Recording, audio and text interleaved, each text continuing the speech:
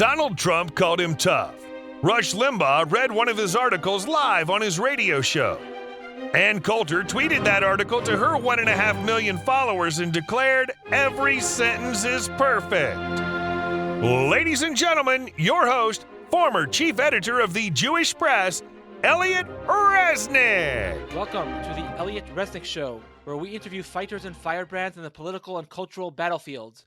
With us today is a fighter for marriage. He is the author of a book published in 2021 called The 10 Really Dumb Mistakes That Very Smart Couples Make. His name is Rabbi Ben Zion Shafier.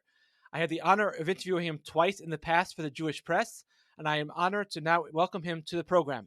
Rabbi Shafier, you are the founder of The Shmooze, an organization and brand under which you have written hundreds of articles and delivered hundreds of lectures on basic Torah hashkafa. How did you come to write a book on marriage? That's a good question. Really, I deal with people from many different walks of life, many different issues. Because of the Shmooze, people hear a message and they call me with problems, issues, etc. Over the past 15, maybe 20 years now, people have been coming more and more with problems with marriage. It started with small issues, but it became much larger problems, many more people. And after a while, I got to a point where I said, this is really a problem, because it was clear that people didn't understand what a marriage needed. They certainly didn't understand each other. And on a fundamental core level, they were misunderstanding what was needed for the relationship. So I began to give certain advice, and certain things worked, certain things didn't. And after a period of these 15 years, I put together basically what seems to work. And Baruch Hashem, it's had great success. So I put it into a book, and there it is. Okay, so the title of your book is kind of intriguing. 10 really dumb mistakes that very smart couples make. If you were to identify the top 2 dumbest mistakes that really smart couples make, what would they be? You know, Ellie, I'm going to do that. But first, I want to mention something very important. Sure. The title of the book is for a very important reason, because on a regular basis, I sit here and I get a couple in front of me, and he speaks, she speaks, and my jaw drops. I go, I don't believe it. Are you guys? I just had a couple last week. We're doing the same thing, and the week before, and the week before, and you'll see people doing the same. Again, I hate to say really dumb mistakes, even though they're very smart people. But let's address your question directly. And what are the 2 largest mistakes very smart couples make? Number one, far and away, the biggest mistake I see on a regular basis is when a couple stops working on the relationship. You see, you could be 100% aligned in Torah outlook. You could be completely aligned in perspective. You could be totally aligned in how you want to bring up your family. But if you're not constantly reinvigorating that relationship, if you're not constantly reconnecting, you start drifting apart. And then before you know it, you're either so distant that you're in different worlds, or you start rubbing against each other and you create friction.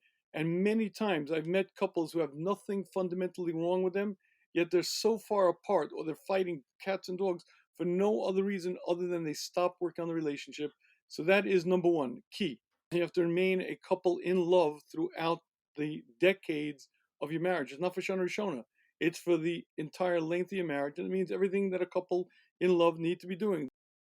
I happen to like Donald Trump, and I recently published a book with a collection of over 600 quotes by him on all sorts of topics. Some of these are witty, some of these are thought-provoking. I want to read one of them, which I think you probably will not agree with.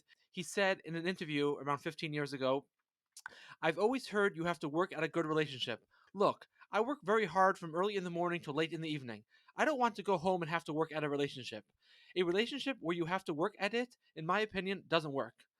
Now, I know Donald Trump was married twice and divorced twice, but the third marriage does seem to be working. Is this type of advice something that only really works for billionaires, or what are your thoughts? Okay, that type of advice doesn't work. Doesn't work. Doesn't work. Let me explain to you why it doesn't work.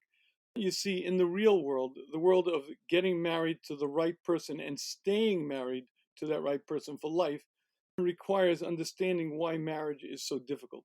You see, marriage requires taking 2 vastly different people from different genders and asking them to mold together, meld their lives together, and living together in the closest proximity imaginable. And I make a point whenever I speak on the subject, and I made it in the book also, if you think about it, not a single marriage should work. First of all, human beings are all different. Some people are outgoing, some people are introverted, some people are bold, some people are timid, some people are risk adverse, some people are risk takers. I guarantee when you get married, you marry a person who's so different from you in so many ways that you'll have the reaction as most people do when they get up maybe 3 months or 6 months after the wedding. And this is something I found on a regular basis. It's a very common thing. Either he or she wake up and say the words, "Oh my goodness, I made the biggest mistake in my life. I married the wrong one." And it's true that they're making a mistake. The mistake that they're making is they're not realizing why they feel they married the wrong one. You see, I guarantee no matter how much alike a husband and wife are in ideals and perspective, they're vastly different in temperament, nature, and outlook. That's just the way Hashem created human beings. Each human being is different. Now, I could be a great guy in the dorm and have lots of friends. A woman could be very popular amongst her friends. But when you ask two human beings to mold together lives, there are so many issues that they have to do his way, her way, and the other way. And suddenly everything reflects one on the other. If he's late, she's late. If she's sloppy, he's embarrassed. Everything they're doing together. And here's the greatest difficulty.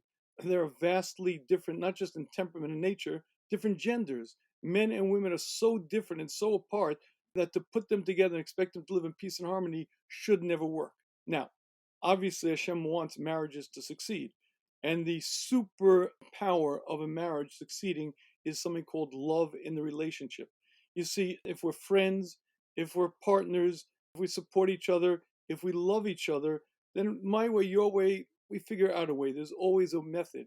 But if that love starts to wane, then very quickly differences become so huge, insurmountable, and they become just usually enemies fighting for their rights, fighting for their demands, and such a marriage can never exist. So anyone who says to you the words that a relationship doesn't need work, or I don't want to be in that kind of relationship, is making a fundamental mistake. Any relationship requires work. It requires a lot of work in giving in, understanding her needs, my needs, understanding what I have to change. And at the end of the day, Baruch Hashem, we're married now. My wife and I are married now, coming up on 36 years. And I have to tell you something. Baruch Hashem, I'm very happily married. I love my wife. She's not here to say otherwise. But I have to tell you something. Along the years, there were many, many things that I had to change, she had to change, you have to work on, because the idea of two human beings being alike and not having to change, not working on things is absurd. But more than that, certainly if you're not working on the relationship itself, then forget about it. And again, Donald Trump on number 3, he got lucky. And I don't know how their marriage is. You and I don't know, because until you get behind closed doors, you don't know. And I don't have a clue. But one thing for sure, that's bad advice. So, Elliot, I'm sorry for going on a rant, but that's No, it's okay. I thought maybe it might be good advice if you're a billionaire. Then the woman knows what she's getting into. She's getting sort of a package deal. He doesn't have to bring as much, maybe perhaps, as someone else has to bring into a marriage. no, I don't think so, Elliot. I don't think so. All the money in the world is not going to buy that. And billionaires on a regular basis get divorced. And again, Donald Trump being the proof. But it has nothing to do with money or power or position. It has to do with being a human being. When you're a human being, you have needs. You have emotional needs. You have real needs. And all the money in the world can't help me get used to someone else's way of doing things. And bottom line is, it requires a lot of work.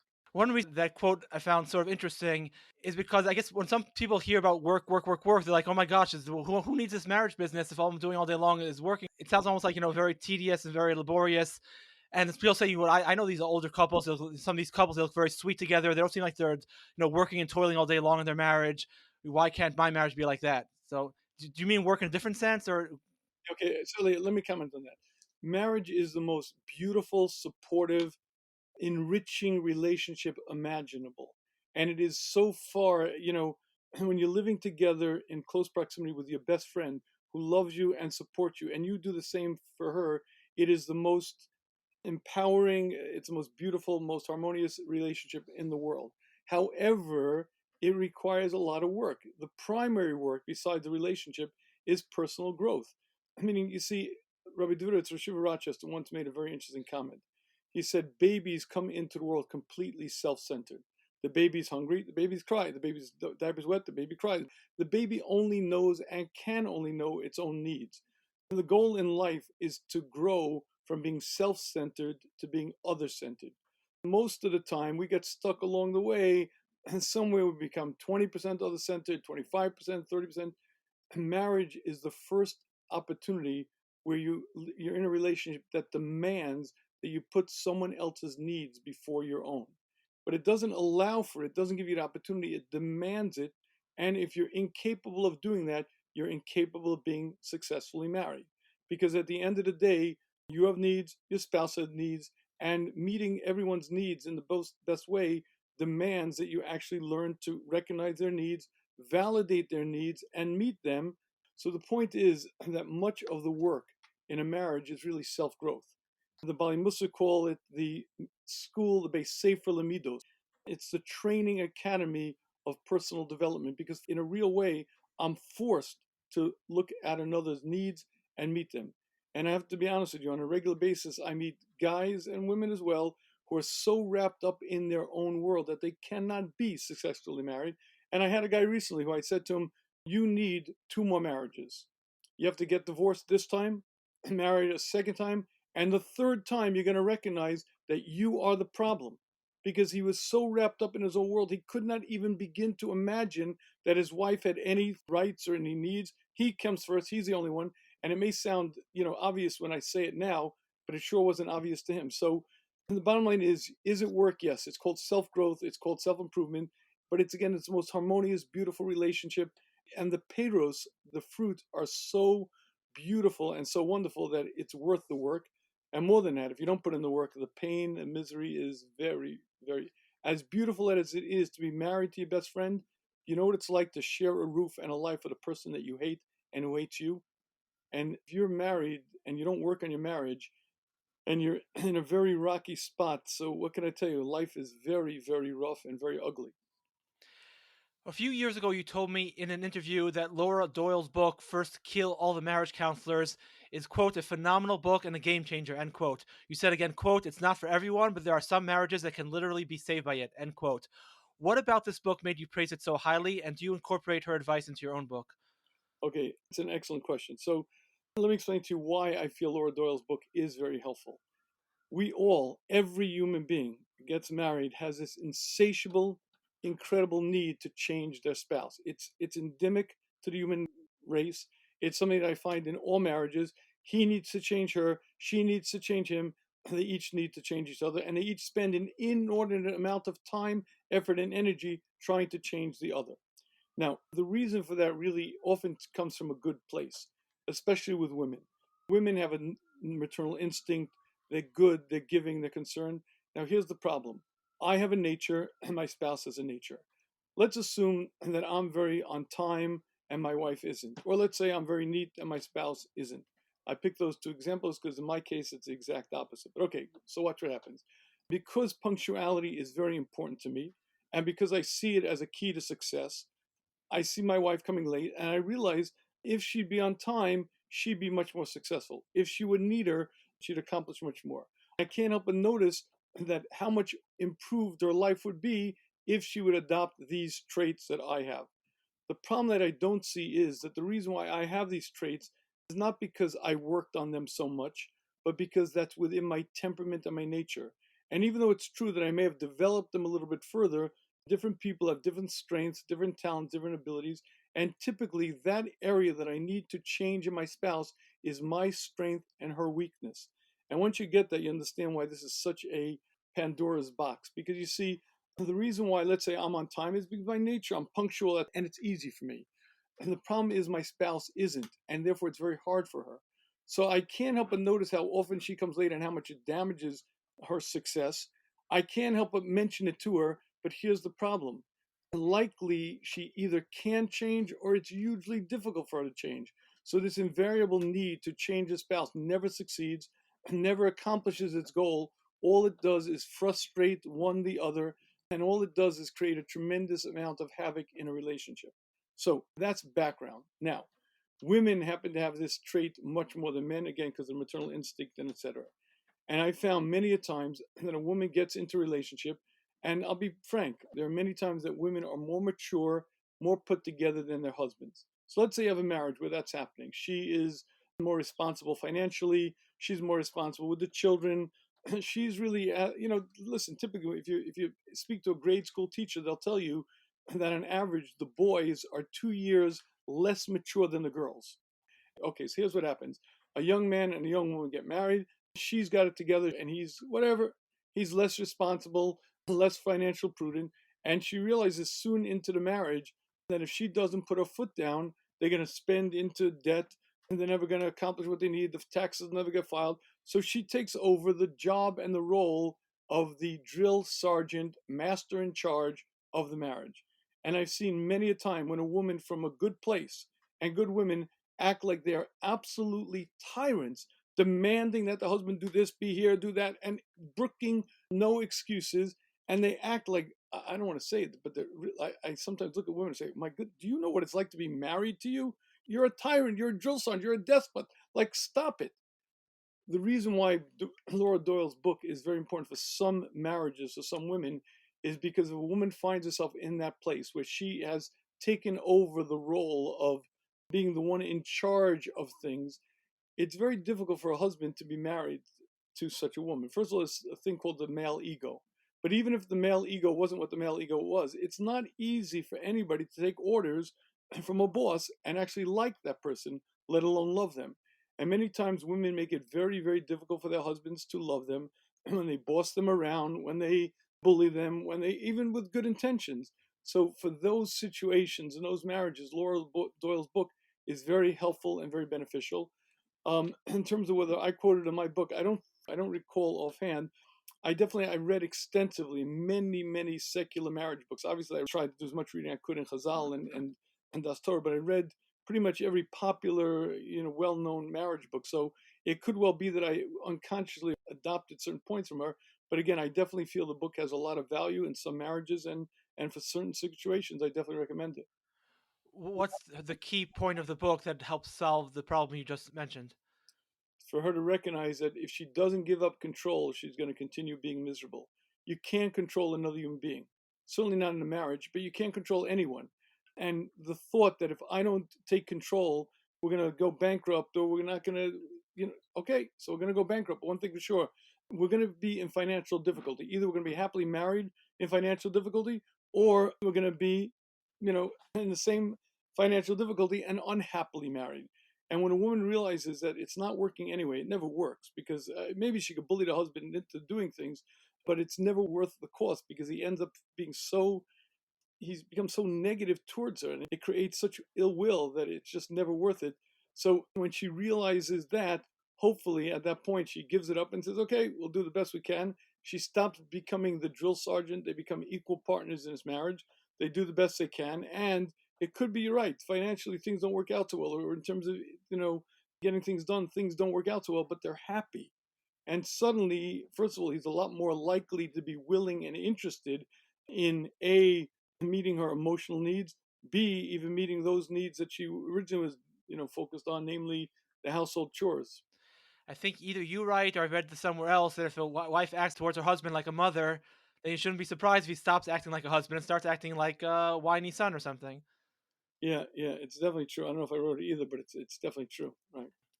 What do you think about marriage therapy? Rabbi Manas Friedman, who is a popular Lubavitch speaker, once said that a marriage therapist is the last person you should go to if you wish to save your marriage. And I also heard him say, in connection with this general question, that a therapist at best can offer you advice on how not to be angry at your wife. He can't tell you why, morally speaking, you shouldn't be angry at your wife. What's your opinion on marriage therapy? Okay, so let me indirectly answer that question. Why did I write this book? And more than that, why am I so focused now on getting the video book out? There's a video book of the 10 really dumb mistakes.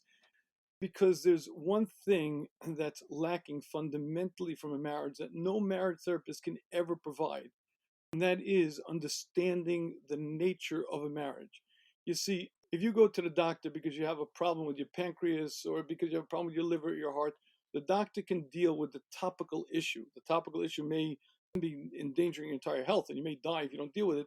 But the bottom line is, being healthy requires eating right, exercising, keeping your stress levels down. A doctor cannot provide that for you. No doctor in the world can do that.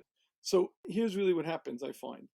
When you have a marriage that's in trouble and you have a conflict, there are times when you need a marriage therapist, and there are times when without a marriage therapist, you're not going to get back to equilibrium. But even if the marriage therapist is able to do his or her job properly and perfectly, you still have to do the incredibly real work of understanding what a marriage is, working on the relationship, understanding your part, her part, and figuring out how to make this thing work. So that's really, to me, that's the primary knowledge gap that was lacking. That's why I wrote this book, because I wrote it as a guide to direct people to understand what it is that a marriage needs, what it requires, what should you expect, how to stay healthy in a marriage. You call it marriage fitness if you want. The point is, if you keep it healthy, you end up not needing those repairs. Even if you do need the repairs, it's a lot quicker and a lot easier.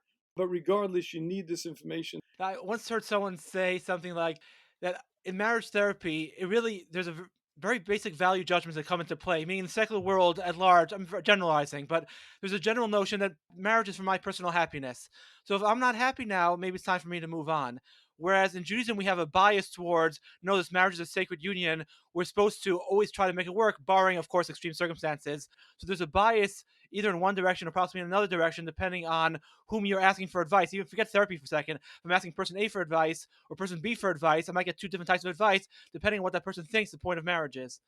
That's definitely true. That's definitely true. But even if you have a marriage therapist who has a good outlook on life, which you're right, is very debatable, and very questionable, even then their role is very limited.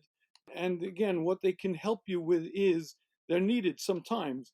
But again, it's not going to solve the overall issue, because if you're not eating right, not exercising, not keeping your stress levels down, you're going to be unhealthy and you're going to suffer. So going to the specialist for the problem that came up, you may be able to deal with your heart condition, you may be able to deal with your pancreas, but again, you're going to go back to the same problem unless you actually make sure that your marriage is intact, that you're working on the real health of it, which again, I think is things that you need to understand about the marriage. And that's why, again, I wrote the books. Right, and again, I don't want to belabor the issue because you made several references. So you have to understand what marriage is. What marriage is. So what is marriage then, if you don't mind? Yeah, that's a good question. What is marriage? So marriage is a relationship. Let me use Chazal's words, Re'im Ahuvim, best friends who love each other. But you have to understand what that means. Best friends means I'm dedicated to the other person's good. I'm looking out for the other person. I have needs, I have things that I absolutely need, but I'm focused on the other person and understanding that at the end of the day, her needs are going to be different than mine. Her temperament is different, her nature is different, things that she needs are going to be different, and figuring out what's normal for her and how I can meet those needs, and at the same time her back for me. It's a very complex, one of the reasons why marriage is so complex is because every human being is different. So by definition, every marriage is going to be different. If you have two different people, their relationship is going to be different than any other two people. So every single marriage is different. Every single relationship is different. Men and women are vastly different. A marriage is supposed to be a harmonious relationship where you're meeting your spouse's needs, she's meeting your needs, and together you're in this environment of support, best friends who love each other, going through life together with your companion, with your other half, going through life hopefully happily and harmoniously. That's certainly the goal. I don't know if I answered the question, Elliot, but in Tamsis Advarim, in short words, I believe that would be a definition. Best friends who love each other. I want to ask you something that I actually asked you when I interviewed you for the Jewish Press 2 years ago, which I think was one of the key points of your book. Is you mentioned, I think you actually quote some study. I'm actually not a huge fan of psychology in general, but mostly because I don't like the grand theories that psychologists come up with about life and whatnot, which are really, I think, just a form of philosophy rather than actual science. I do kind of like, though, when they do these like little mini experiments where you can that I find sometimes very illustrative. So I think you said that there's someone did a study once or did a survey, and they found that they asked men and women, what would you rather have, be respected or be loved? And women said, I'd rather be loved, and men said they'd rather be respected, which I thought was a very interesting answer and a sort of a key, I think, in your book. And I think you mentioned the Rambam mentions that for a man, it's much more important.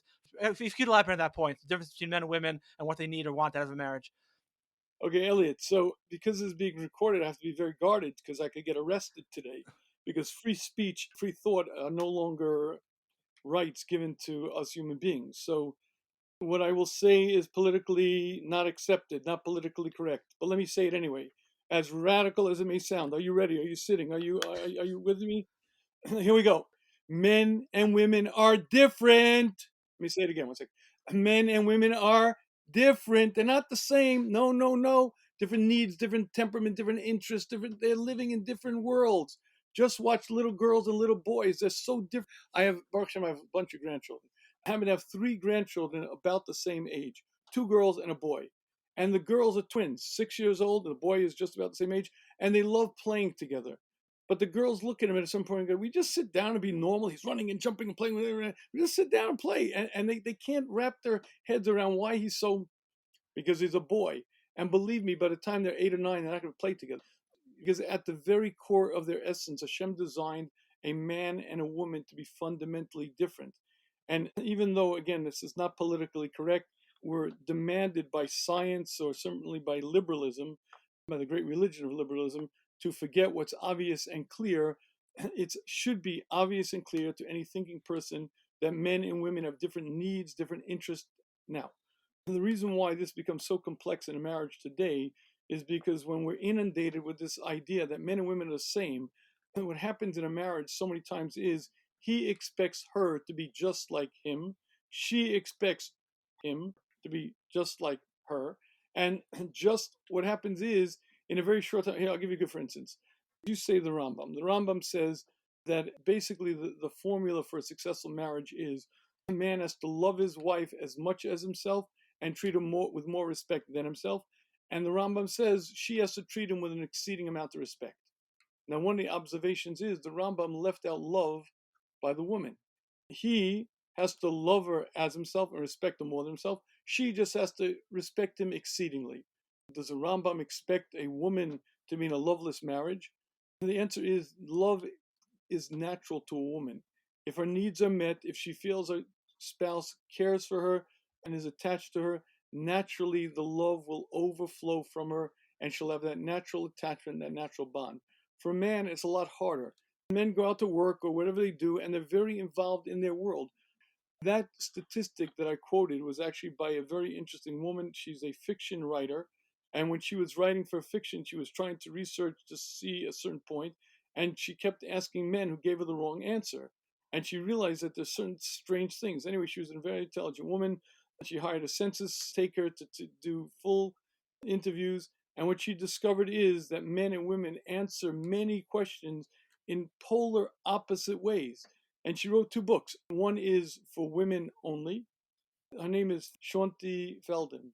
You can look it up. The books are very well worth reading. In any case, what she discovered is that men and women have different needs innately in the relationship.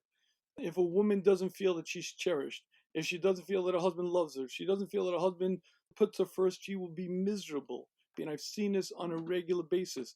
I'll have a couple come into my office and I'll ask him, how's your marriage? Good, Baruch Hashem. I'll say to her, how's your marriage? It's terrible, it's horrible. Wait, are you guys married like to each other? Like, what's going on here? And the answer is, his needs are met. He works, he's dedicated to his family, and he really is a good guy. And the only thing lacking there is she's not getting the attention that she needs. She doesn't feel that he cherishes her. She doesn't feel that he really puts her first. And even though he'll work like a dog, and even though he'll take a bullet for her, and I've seen this regularly, where a guy will literally take a bullet for his wife, but his wife says the words, he doesn't love me. And gentlemen, this is the big secret. Anyone who's listening to this, listen to me very carefully. It is the husband's responsibility to romance his wife. Let me say it again. It is the husband's responsibility to romance his wife. Most guys, if they don't go out, if they don't get the wife doesn't buy him cards, he's okay. I've met very few guys who say, my wife never buys me a gift or a card. I met many women who say that, because a woman has a need in her essence to be cherished, to be loved. If she knows that her husband loves her, if she knows that her husband cherishes her, she'll be happy. If she doesn't know that, forget about it. So the differences between men and women are very real. Again, we're taught by popular culture today that they're not there. And guess what the success rate of that philosophy is for life and for marriage? Not very high. And I think that book that I mentioned, Feldman's book, is a good read because it brings these points out in very clear ways. Right. And then the opposite side, I think you also mentioned how important it is for women towards men, that men, maybe it's the male ego, but men crave respect, and they can have all the love in the world, but without respect. Right. Elliot, it's respect, but it's more than needing respect. It's the lack of respect that will kill him. You see, women don't realize this. He doesn't need you to stand up when you walk into the door. He doesn't need you to bow down to him. The one thing that you have to do is not treat him with disrespect. And women don't get this. I had a certain family member who, when she would come into the house, I would leave. Why?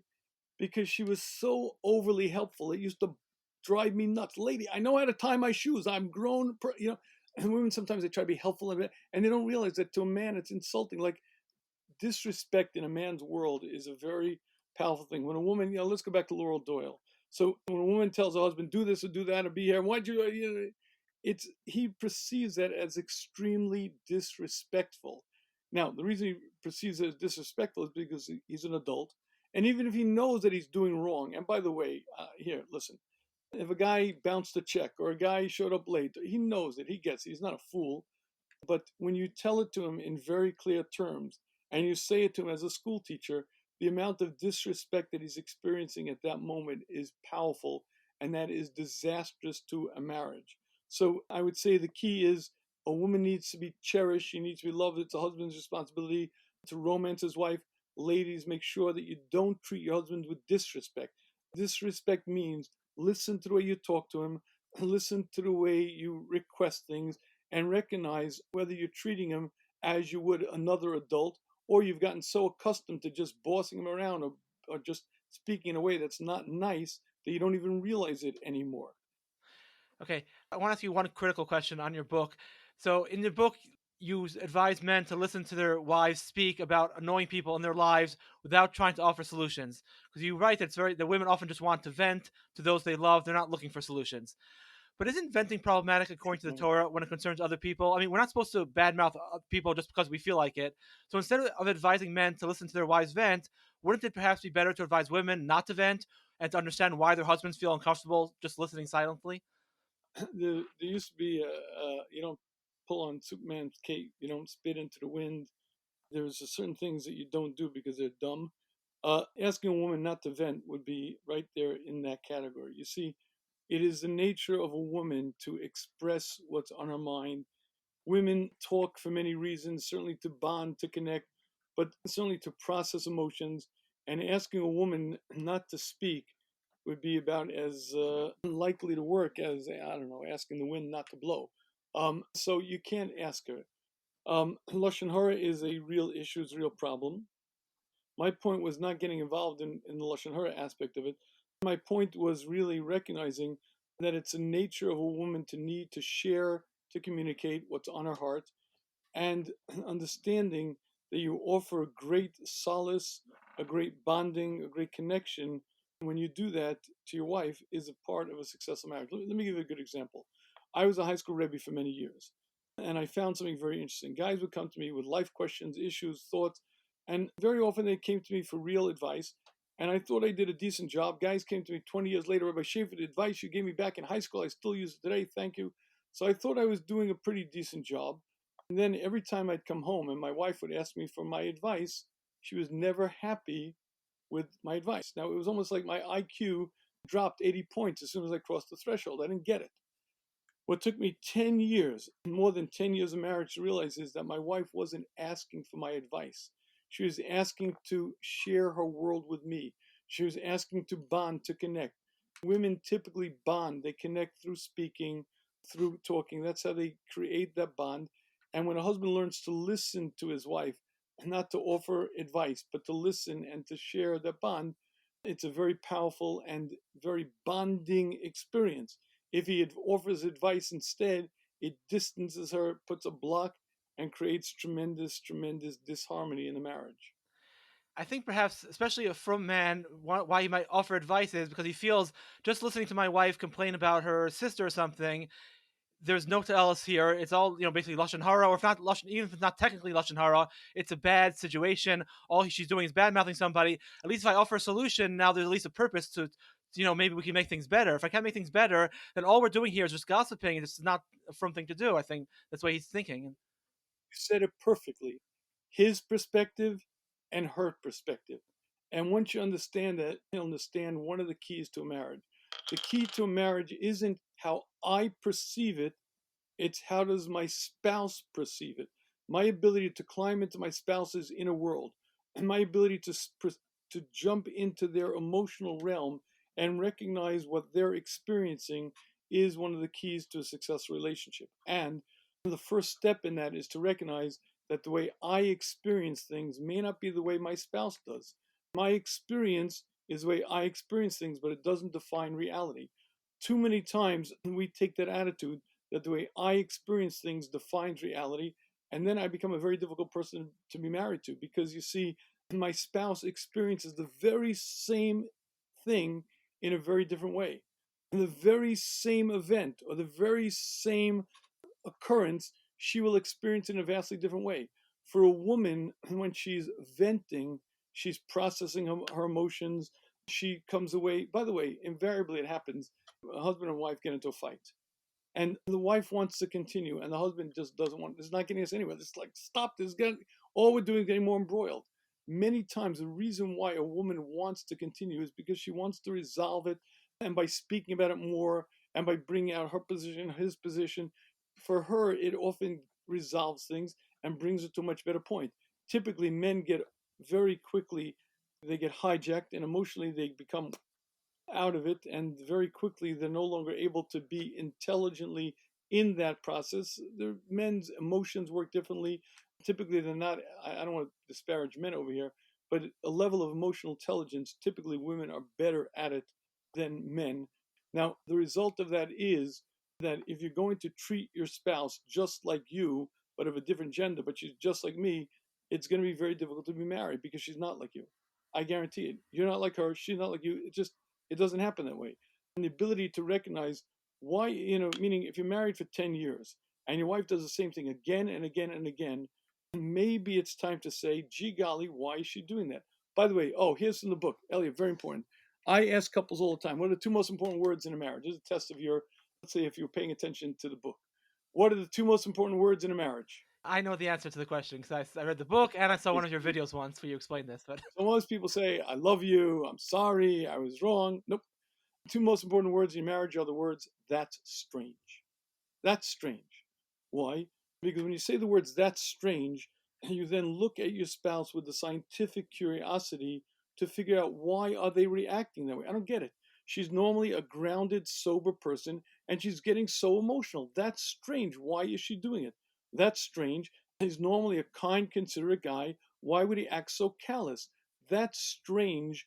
Opens you up to the scientific curiosity to then discover the inner world of your spouse. Now, you say those words to yourself, you don't say it to your spouse, but if you approach it from a scientific perspective, you put away your agendas, you put away your bias, put away your experience, and look at your spouse and say, I don't get it. For 10 years now, I've been saying X, and she reacts Y. Why is it? She's a nice person. She normally is so kind. Why would she do it? If you do that very, very difficult step, what you begin to realize is maybe, you ready for this one? Maybe because she's different than me. Maybe because she feels things differently than I do. Maybe because she has a different experience than I do. Maybe the thing that we both lived through that looks one way to me looks vastly different to her. And once you do that step, then you begin the ability to climb into her emotional world, to recognize her reality, and then you can be happily married. If you're not able to do that, it's impossible to be happily married, because she's incredibly just irrational or illogical, whatever. That ability is a big step to be able to climb into the emotional world of my spouse and recognize it as valid and then work with it, is a huge step in a successful marriage. okay, last question. You consider Rav Henoch Leibovich, the former Rosh Yeshiva of Yeshiva Chavetz Chaim, to be your main Rebbe, if I'm not mistaken. Before you go, can you please speak about him for a minute or two? What about him made him so special, and what did his greatness lie? That's a great question. The Yeshiva Tzal was the warmest, nicest, most concerned, most caring human being I ever knew, the humblest human being I ever knew, and the wisest person I ever knew. I don't know, the Rosh Tzal was not just a gadol, he was a gadol b'Yisrael, but it was much more. I don't know, he had a Masorah and caring, giving over. He knew to build up Talmidim. He never gave Musar, never gave Musar. I was a very close Talmud, and I used to say to the Rosh Rebbe, I could take it, you could take it. One time the Rosh told me something straight, and I want you to know, I realized why he never says Musar. It pushed me away. I felt a wedge. I loved the Rosh and I still respect, but there was like the words, and I realized something very, very critical over there. Criticism is the most damaging force in any human relationship. The Shiva's ability to see the greatness in another person and build it up was incredible. The reason why I want to share that right now is because in marriage, that is one of the most important things. I guarantee your spouse has flaws. I guarantee it. First of all, how do I know your spouse has flaws? Because we all have flaws. If we were perfect, we'd be done our job here. It'd be time to leave. Let's hope your spouse still has flaws. But here's the great chiddush in the humanity. You too have flaws. I guarantee it. Because again, if you didn't, you'd be out of here as well. Okay, so here's the problem. The problem is I can't help but notice the flaws of my spouse. And out of goodness, out of concern, I'll mention them to her, to him. Now, besides needing to change my spouse, which is one need, criticism is so destructive to the relationship. It drives a wedge between people, distances people. You see, what does it feel like to be loved? It feels you're accepted, you're embraced, you're validated. What does it feel like to be criticized? You feel put down, not good enough. You have become a vastly unworthy human being. When you criticize your spouse with all the good intentions in the world, and what it does is it damages the relationship and wrecks the bond and the connection, and you have to avoid it like a plague. You asked about the Shiva. One of the strengths of the Shiva to build a human being up and never criticize. And it's something I think is an incredibly important lesson for marriage. And again, I spend a lot of time in the book discussing that point, the damage of criticism. Okay, thank you so very much, Rabbi Shafier, for your time. Elliot, thank you. A pleasure. All right, that does it for us. If you'd like to buy Rabbi Shafier's book, The 10 Really Dumb Mistakes That Very Smart Couples Make, there's a link to the book in the episode description. I hope you enjoyed the episode and have a great day or a great night, depending on when you're listening to this podcast.